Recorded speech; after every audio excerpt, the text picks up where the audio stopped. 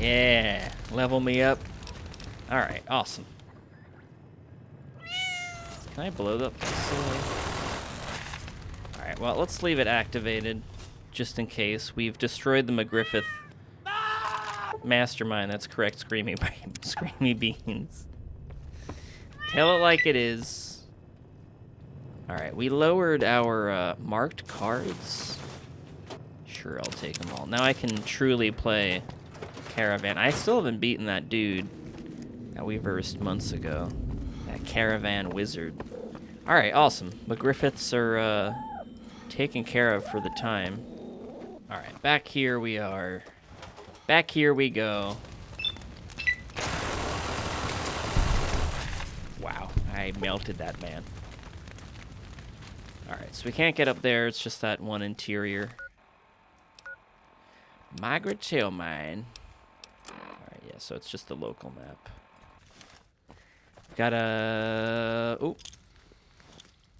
Remember where I am. Isn't that right? Boys. I love it. Hey, Ants. Looks like you got a little extra step in your stomp.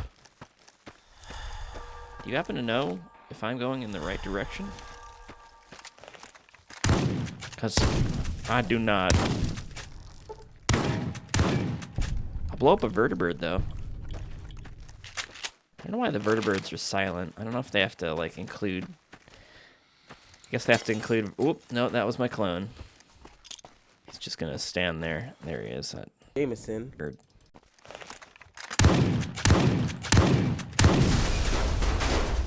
Sorry, Doppelganger.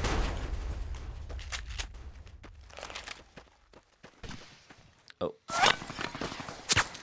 Ambush!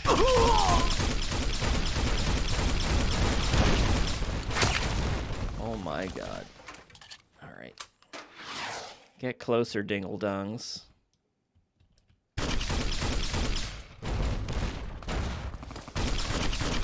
Please. Please get closer. McGriffiths, your days. They're numbered. Oh god.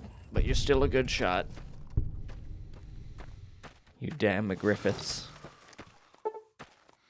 We could join forces, McGriffiths, you know? You never thought about that. It's always just, you gotta go straight into battle, McGriffiths. You can't even talk to me. Oh, hey, Screamie Beans. We found some more Death Stranded. Lay them to their resting place. I think there's a gecko over there. Oh, I gotta get ammo for that. Alright, let's go to the power station. I guess we haven't been here. Ooh. There you go. Alright, so we got to the radio station. We got to the power grid. We killed all the McCaffertys. I'm gonna have to, like, fly around the map. We destroyed Dingo Dino Land. I guess, there's gotta be, like, an ant tunnel or something somewhere. There's gotta be some sort of ant tunnel or something, you know? Alright, let's go to sleep for a bit. Alright, this is where we came from. Alright, let's go talk to that dude. I'm pretty sure, yeah, like, the quests aren't marked or tracked or anything. When I got this assignment, I was hoping there'd be more gambling. Really? In the middle of nowhere, you dumbass? Where's Corporal Crunch? Hey, man. Welcome to Fort Galaha. Alright. Heinermann. Alright, so yeah. Fix the radio and the generator. Oh, wait, I can't go in the barracks? Why not, man? Why not, dude? Alright, let's find this Heinermann site, then. Yeah, we did this, because that's there. Is there, like, a cave over here or something? Maybe? No. Oh. Hey, there's the archaeological site. Here we go. Need to find those wacky scientists. Every day is a good day. Okay. Heinermann Archaeological. Oldest and strongest emotion of mankind is fear.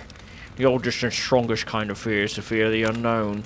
Okonkwo was well known throughout the 9 villages and even beyond. His fame rested on solid personal achievements. As a young man of 18, he had brought honor to his village by throwing Amalinze the cat.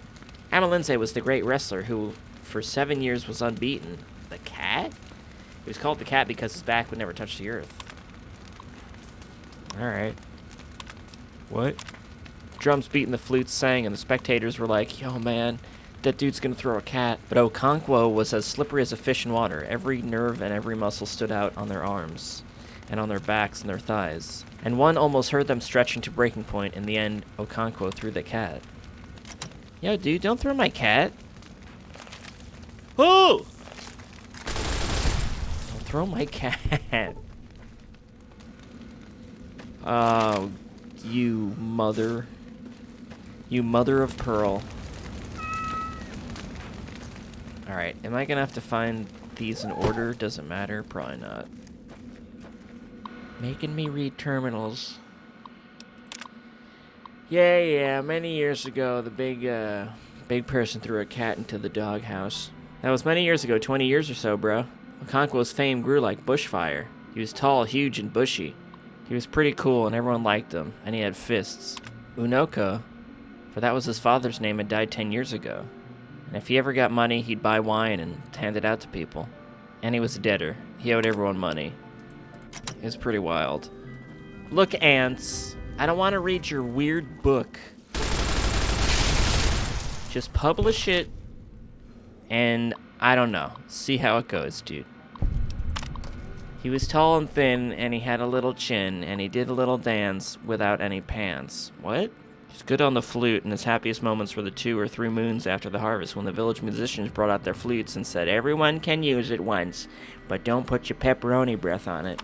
Alright, there's a bunch of Comic-Cons going on, and Unoka's playing the Unoka. There was some fog after some years, and Unoka was like, man, this fog's awesome, it's so warm. And then he thought about one time when he went to Toys R Us, and his aunt said he could get anything. Okay. Number 7. That was years ago when he was young. Unoka the grown-up was a failure. He was poor and his wife and children were ugly and looked like varmints. People laughed at him because he was a loafer, and they swore never to lend him any more money because he never paid him back. One day a neighbor called Okoye came in to see him. He was reclining on a mud bed in his hut playing on the flute. He rose and shook hands with Okoye, who then unrolled the goat skin which he carried under his arm and sat down. Unoka went into an inner room and soon returned with a small wooden disc containing a cola nut, some alligator pepper, and a lump of white chalk. Is this some weird viral marketing for a movie? Now I gotta go upstairs and put the puzzle piece in the gear. Oh my god. So many butter spreads. Oh god, I'm sorry. Sorry. Someone help that robot up. Alright, where was 5 over here? Making me read, you dirty ant. I have cola, he announced when he sat down. Thank you. He who brings cola brings life, but I think you ought to break it, replied Okoye, passing back the disc. No, it's for you, I think, and they argued like this for a few moments before accepting that he would take Tony Hawk's Golf Sports 2005. Oh, he painted on his big toe? Okoye, meanwhile, took the lump of chalk, drew some lines on the floor, and then painted his big toe. As he broke the cola, Unoka prayed to their ancestors for life and health and for protection against their enemies. When they had eaten, they talked about many things, about the heavy rains which were drowning the yams, and if they'd seen the newest season of Game of Thrones. Unoka was never happy when it came to wars. He was in fact a coward and could not bear the sight of blood, so he changed the subject and talked about Sesame Street and the Rolling Stones. He could hear in his mind's ear the blood-stirring and intricate rhythms of the ekwe and the udu and the ogene, and he could hear his own flute weaving in and out of them, decorating them with a colorful and plaintive tune. The total effect was gay and brisk, but if one picked out the flute as it went up and down and then broke up into short snatches, one saw that there was sorrow and grief there. Hey man, I couldn't help but noticing you got some grief in your flute playing. Huh. Yeah, I spotted it a mile away. You know, anyone who knew anything or two about flutes could spot it a mile away. It's like you're just telling everyone I'm sad and I'm playing the flute. Come on, dude. Jeez. The lower Heinermann levels? What just happened? Alright, was I supposed to get a key from someone that I murdered? Because I murdered a lot of people.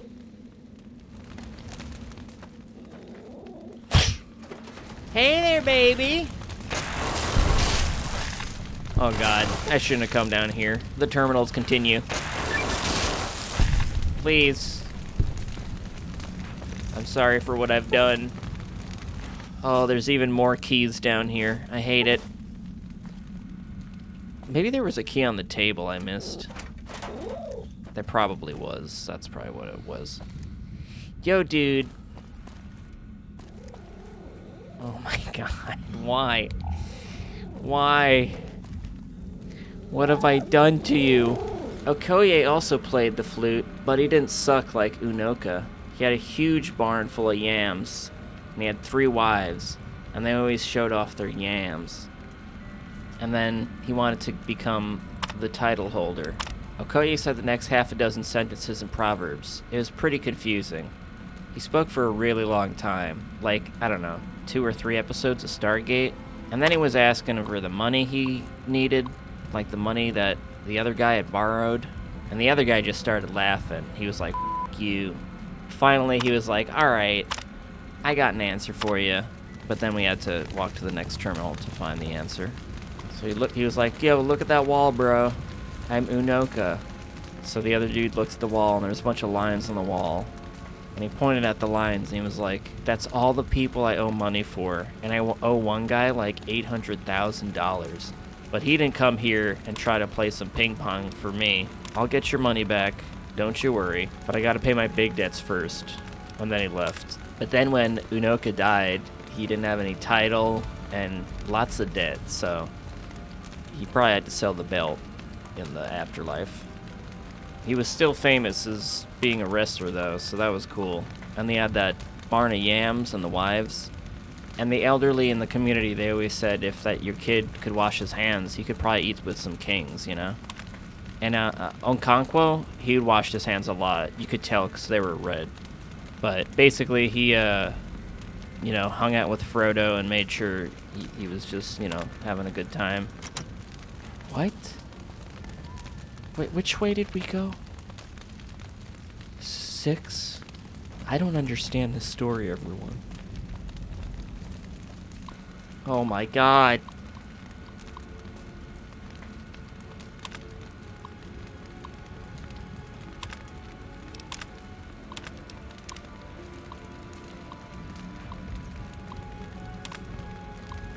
I was born to play, not say. Alright, bunch of kids playing. Master Chief came out of the woods. It was really dark, and Slender Man had just gotten a new harmonica. The first human head. Holy! Jameson. Oh, I missed something in those last psalms. Oh my god. What the hell did I read? This particular night was dark and silent, and in all the 9 villages of Umofia, a town crier with his Ogeen asked every man to be present tomorrow morning. Okonkwo, on his bamboo bed, tried to figure out the nature of the emergency. War with a neighboring clan? That seemed the most likely reason. Hopefully it wasn't a bunch of ants that appeared. Umufia's latest war, he was the first to bring home a human head. That was his 5th head. And he was not an old man yet. On great occasions, such as a funeral of a village celebrity, he drank his palm wine. Was it because I read about palm wine? In the morning, the marketplace was full. There must have been about 10, 20 people there, all talking in low voices. At last, Ogbuefi Egzuego stood up in the midst of them and bellowed 4 times, Umofia Quenu, and on each occasion he faced a different direction and seemed to push the air with a clenched fist. And 10,000 men answered, Yah! Each time. Then there was perfect silence. Ogbuefi Egzuego was a powerful orator, and was always chosen to speak on such occasions, and he'd also tell you when the trains were coming. He moved his hand over his white head and stroked his white beard. He then adjusted his red cloth, which was passed under his orange right armpit, and tied above his left shoulder.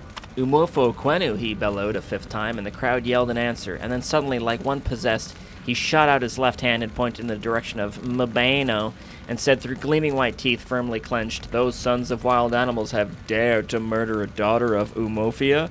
He threw his head down and gnashed his teeth and allowed a murmur of suppressed anger sweep the crowd.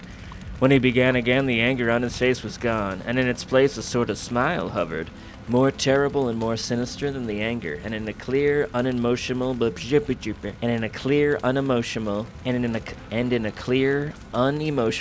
he told Umofia how their daughter had gone to market at Mabano and had been killed at a Papa John's.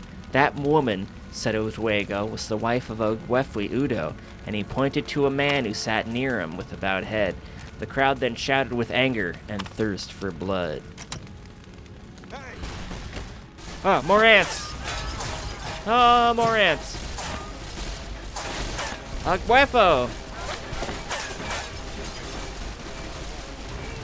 Holy... Martha's Vineyard. Serving the world's finest cherries for over 15 years. Martha's Vineyard. Come on down. You'll be family. Martha's Vineyard. Read a book, and ants will come out of it and attack you in your home. Martha's Vineyard. Become a soup monster and learn how to talk to Slurpees. Martha's Vineyard.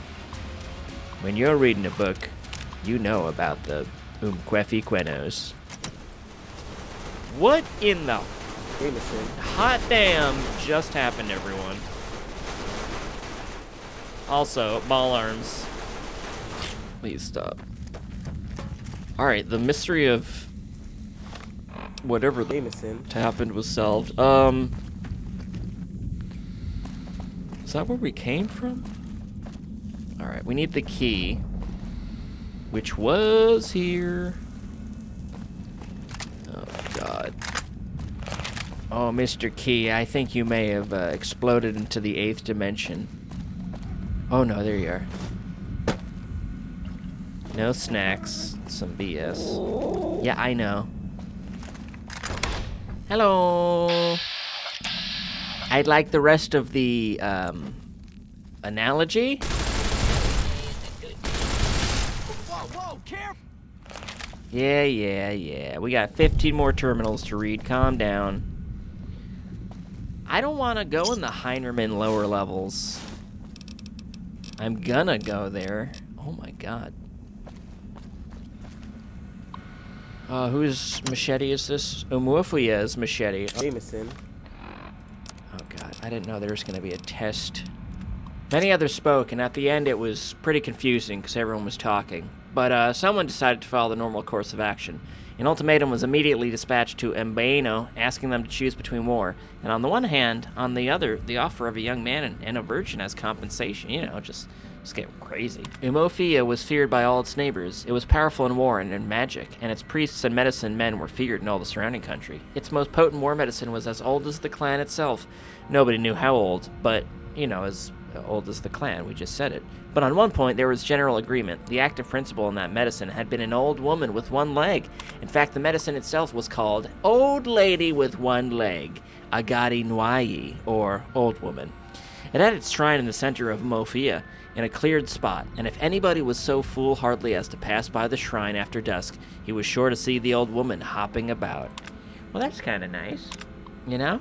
See a little old lady jumping around. Oh my God.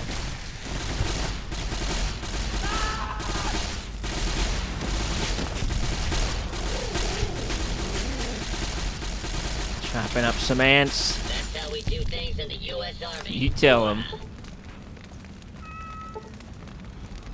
11. Yeah, I know, I'm trying to figure out the order. And so the neighboring clans who naturally knew of these things feared Umofia and would not go to war against it without first trying a peaceful settlement. And in fairness to Umofia, it should be recorded that it never went to war unless its case was clear and, you know, there was like a Tuesday or something. And as such, by its oracle, the oracle of the hills and the caves, and there were indeed occasions when the oracle had forbidden Umofia to wage a war. If the clan had disobeyed the oracle, they'd surely have been beaten because their dreaded Agadi Nwai would never fight what the Iba called a fight of blame.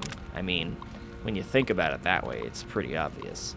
But the war that now threatened was just a war. Even the enemy clan knew that. And so when Okonkwo of Umofia arrived at Mbaino as a proud and imperious emissary of war, he was treated with great honor and respect and a lot of watches. He got like 5 watches, and they were pretty nice. And there was a lad of 15 and a young virgin also there. It's a little weird. The lad's name was Ikemefuna, whose sad story is still told in Umofia until this day. We're not gonna... I don't think we're gonna tell it right now. I hope not. Someone kill those ants. Trying to read a novel over here. Holy...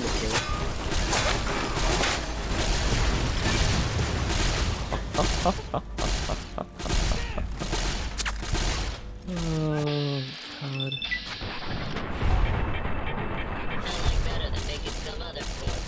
Those damn McGriffiths. They know how to plug my poppers. Are you effing my my right now? Oh my effing... we're not doing this, everyone. I'm not doing this. There's like 80 terminals down here.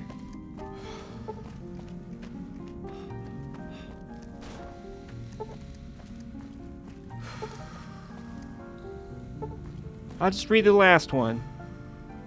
We can backtrack. The Heinermanns aren't gonna know. Alright?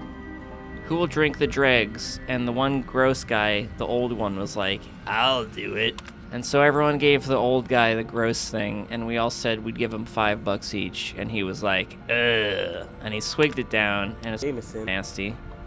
And then, like, the old guy had a stomach ache, and, like, he needed to go to the doctor. He started talking. He had no yams or anything, but he had a farm. I don't know what the f*** he's talking about. The lizard that jumped from the high Iroki tree to the ground said he'd praise himself if no one else did. And I was like, where'd this lizard come from? Alright. The what the f***? Holy Tokonko's machete! Oh, Aneki the bird, bro. I added a Aneki the bird, stufflegram when I was a kid. You ever get a stufflegram? It was like a stuffed animal you get in the mail. And a big person in a suit would come. They'd go stufflegram, and they'd give you your thing. Yo, I did it, dude. Okonkwo for 1,000 years. There are many Okonkwos like me, but this one is special. Mainly because I had to go through the little mini game. Fast! Give me my free fondue. I left it in the wind. Mother... Oh, we're gonna get attacked. Recompile data, dispatch it. Yo, bro, recompile that data.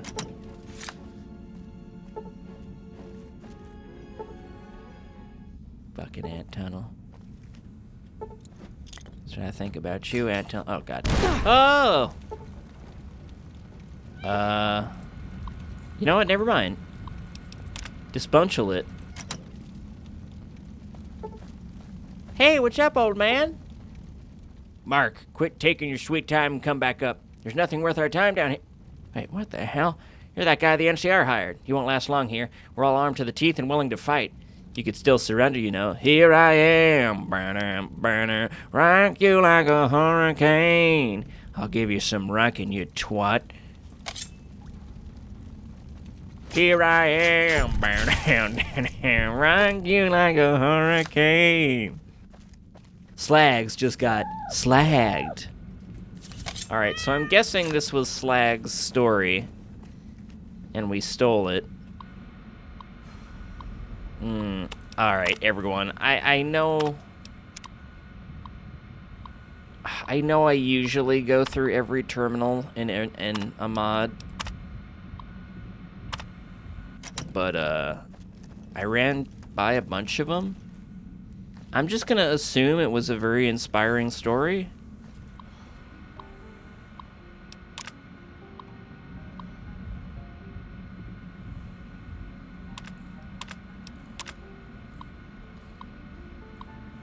Also, I feel like, oh my God. Watch out! Oh my God. What the? Watch out! Yeah, I'm watching out as best I can, man.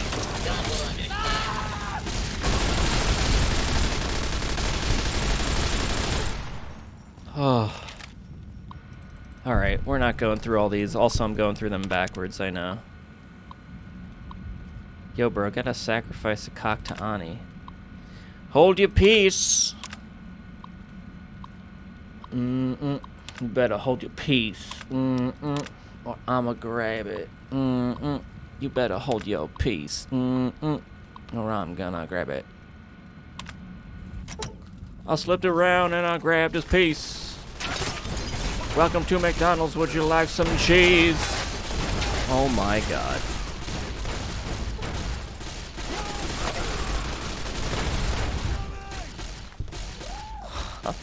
Hey, look at you! You're a dead man!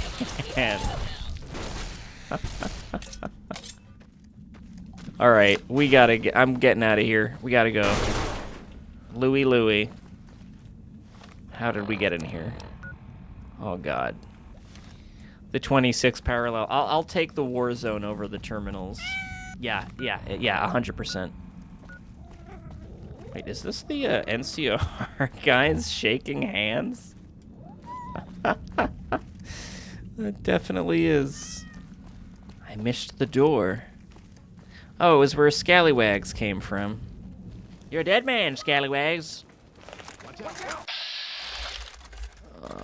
Corporal Mac's gonna get his corporal face ripped off.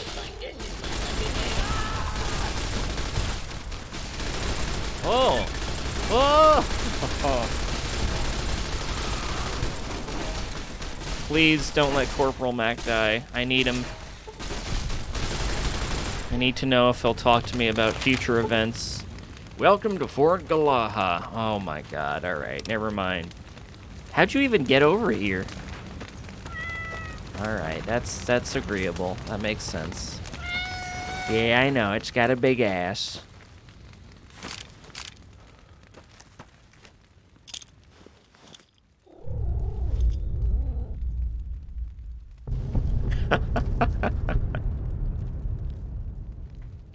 That's how you win a war. We won't go quietly. The Legion can count on that. I'll poop in your mouth, lady. Alright, everyone. Well, I think I'm going to end it here for the 26th parallel by Tolenox. This was a nice new land / quest mod with some god weapon necessities for sure to fight off all them waves of enemies. I liked the beginning with all the characters we talked to, and I liked how that NCR guy who greeted us, Nodric, was there when we got out of the cave. That was a nice touch. I like the open-endedness of us having to find where we had to go for our objective. A little bit too many terminals for my taste, but, you know, if you gotta tell a story, you gotta do it. So, yeah. Thanks for watching, everyone. Hope you enjoyed. I know I did. And we'll see you in the Umofia future. Away!